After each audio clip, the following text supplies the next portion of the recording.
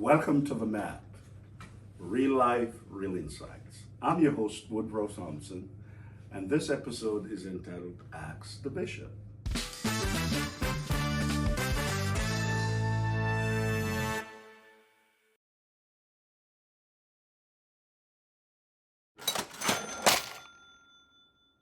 Oh, that's a loaded question.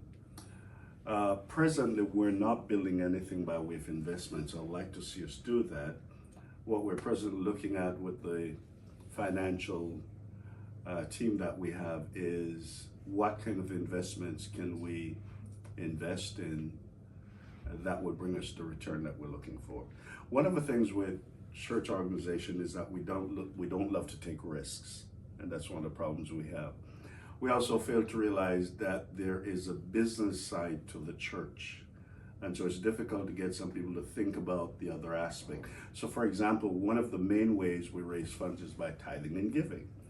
And so one of the things we're trying to get our people to think about is other income streams where you can, as you mentioned, you can have investments and you can look at other ways of raising funds. So that's something that's still in the works. And it takes some convincing to get people to think outside of the box and think about investments where the church is concerned.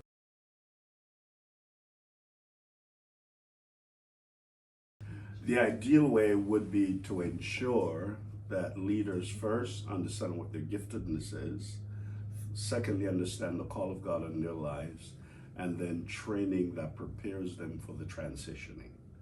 I think the challenge we have, you may have heard me say this before, those who've been around me for a while, that the challenge we have, because we don't have enough leaders, let's say pastoral ministry, we tend to just put just about anyone in pastoral ministry or other ministries, even though they don't have the competencies or they're not called to that ministry. So one of the things we need to do is to do a better job as trying to help people to understand what their gifts are, their callings are, and make sure they receive training for that so that they can be transitioned into the ministry that fits their gifts and their abilities.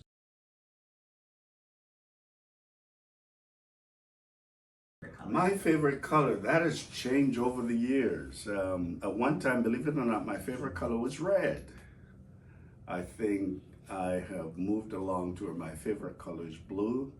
So if you look in my closet, I have quite a number of blue suits, blue shirts. So that's where I am at the moment. But that could change again too.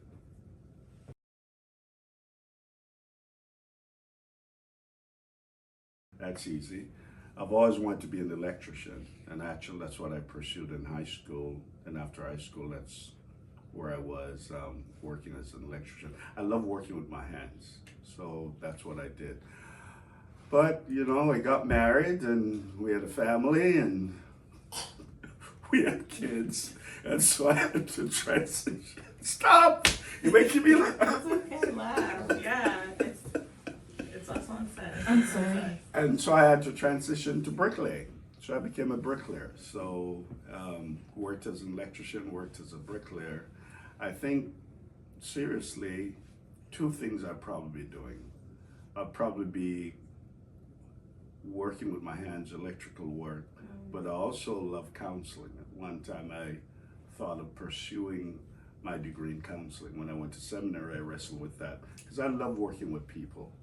And so that's one area I think I'll be working in, either as an electrician and also as a counselor.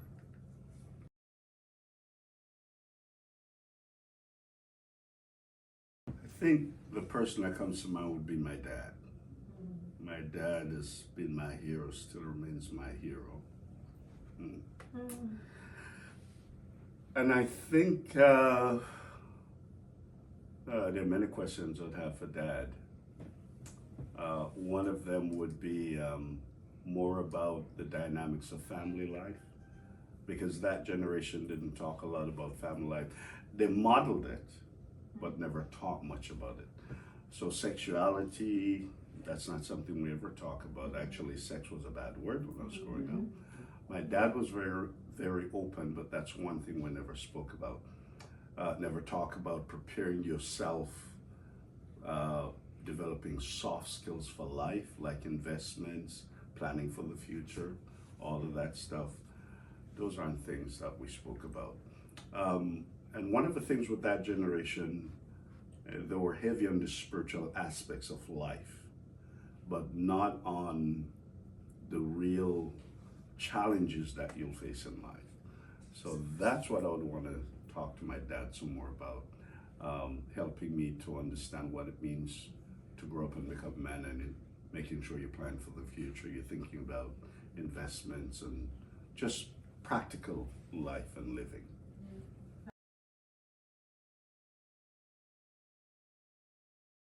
Wow. It's a lot. Transition has been good. My wife and I have really enjoyed the transition to the middle and the Caribbean. It has been good.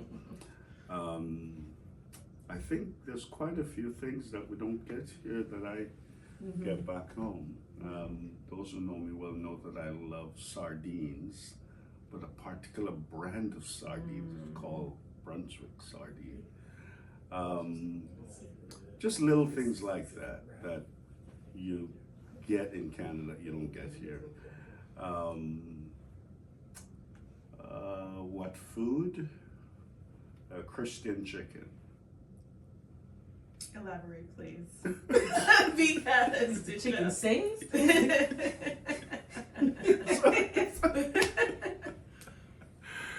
I think it's now in Canada, actually. You know what chicken I'm talking about. Oh, Chick-fil-A. Chick-fil-A. Yes. Christian chicken. Jesus How could you chicken. miss that? Same chicken, okay. Same chicken, Chick-fil-A. So enjoy Chick-fil-A. The other thing that I haven't found here that I like that we have in Canada is good Chinese food. Maybe I haven't looked around really well. But good Chinese food. We have a restaurant in Canada called the Mandarin, and man, good Chinese food. I haven't been able to find that yet. But overall, the transition has been very good. We've enjoyed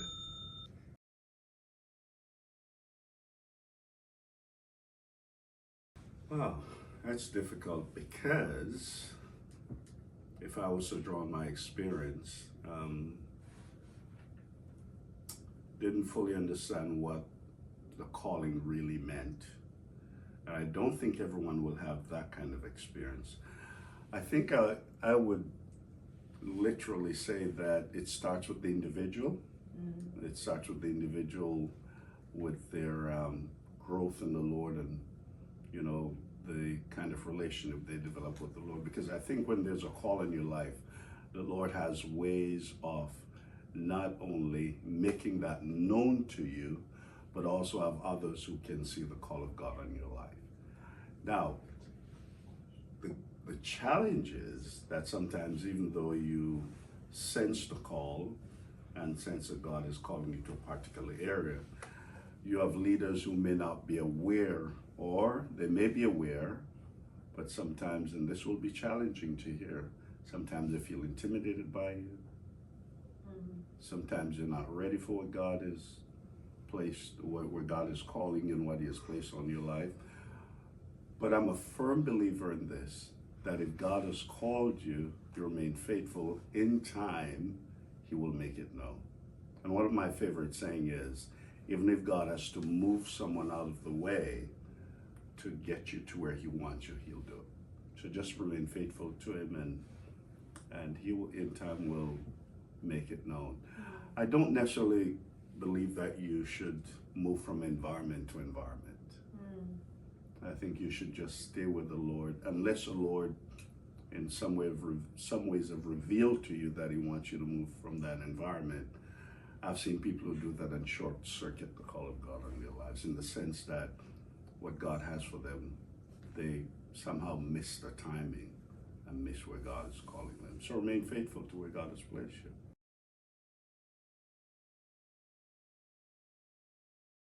Absolutely not. It's not the same. And we know what the Bible has to say about Israel, and we know the place or the part that they play in God's redemptive plan. But I think we have to be very careful It's like me saying God has called me, and so I can do anything I feel like doing because God has called me.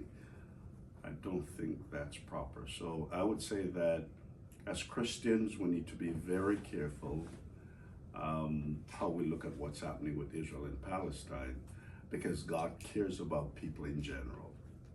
And he cares about the fact that we love people, that we treat people the way he would have us treat them. We need to be just in all that we do. And so I think that firstly, we need to pray for them. And secondly, we need to just make sure that we're on the right side of history.